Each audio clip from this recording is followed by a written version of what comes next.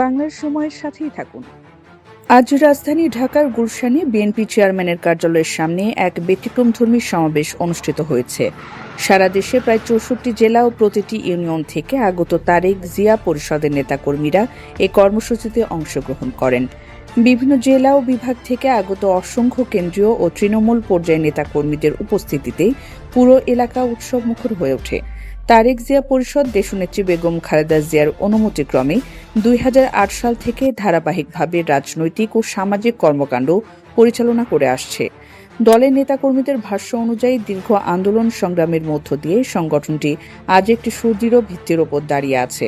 আজকের এই সমাবেশকে ঘিরে নেতাকর্মীদের মধ্যে ছিল বিশেষ উদ্দীপনা ও প্রাণচাঞ্চল্য।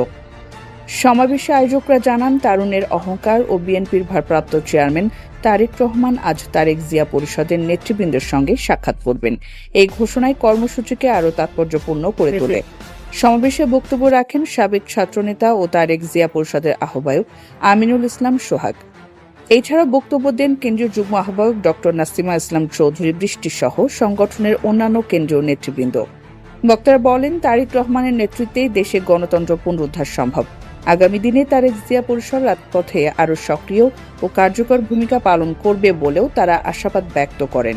সবশেষে গুলশান কার্যালয়ের সামনে অনুষ্ঠিত এই সমাবেশ শান্তিপূর্ণভাবে সম্পন্ন হয়।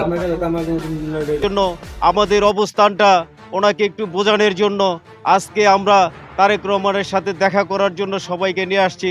আমরা তার সাথে মত বিনিময় করব। ইভেন আমাদের এই সংগঠনের একটা লোকও বাদ যাবে না, সবাই তারেক রহমানের সাথে কথা বলবে এবং মত বিনিময় সভা করবে।